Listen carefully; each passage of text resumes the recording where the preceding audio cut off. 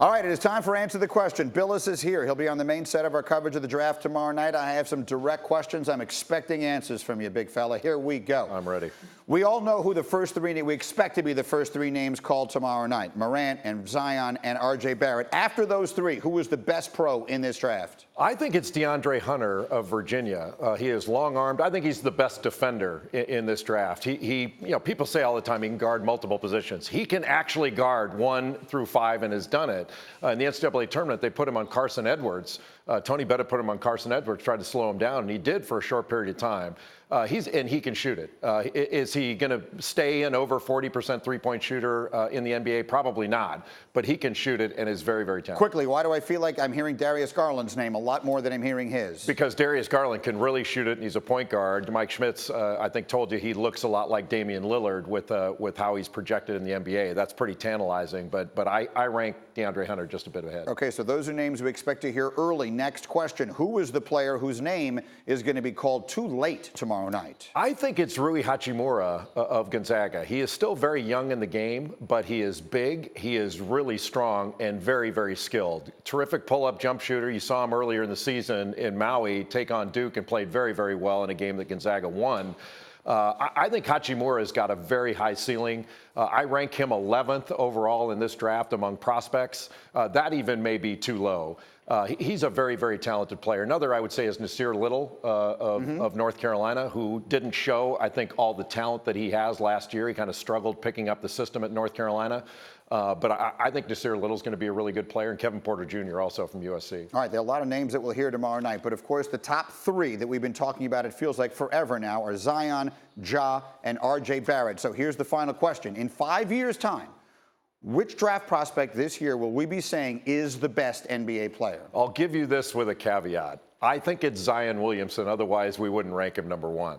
But how many times have we seen, where did Kawhi Leonard get taken? 15th. Right. Klay Thompson got taken 11th.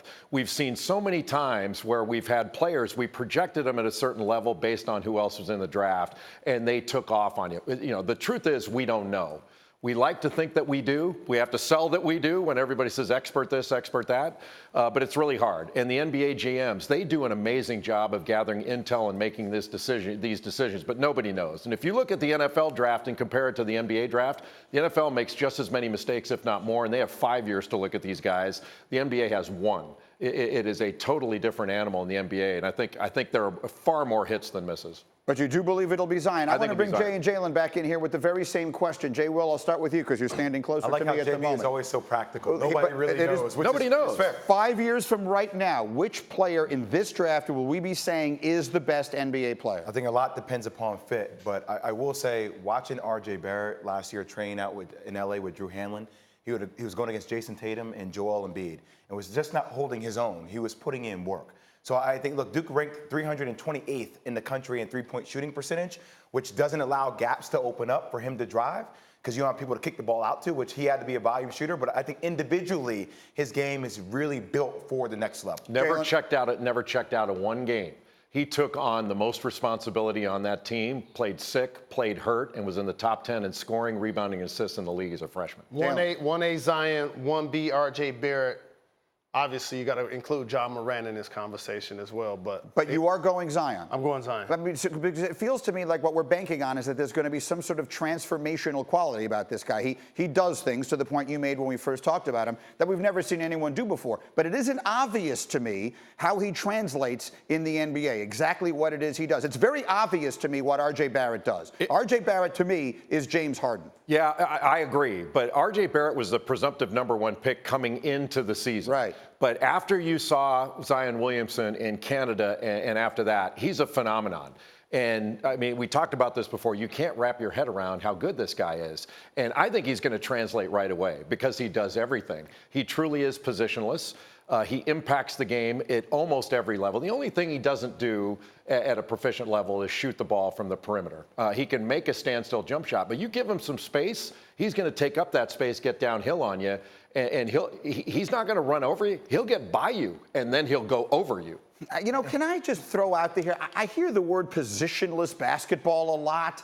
At the end of the day, they are still playing positions. Can he guard Nikola Jokic? Can he guard Joel Embiid? Is he all? People are talking. I mean, he can fight them. Draymond Green did for multiple possessions. The answer is yes. He can guard those. He can go out there and guard the true fives in the NBA today. That's not an appetite as a coach that you want him to have a healthy diet of guarding Joel Embiid, especially one-on-one, because he doesn't have the height necessarily to do it. Draymond Green is special at doing it, but I think I'm with these guys. Zion is a real special prospect. This guy's jumping off both legs, Greeny, finishing with both hands. He's going to get an effort, and I think he's a smart kid.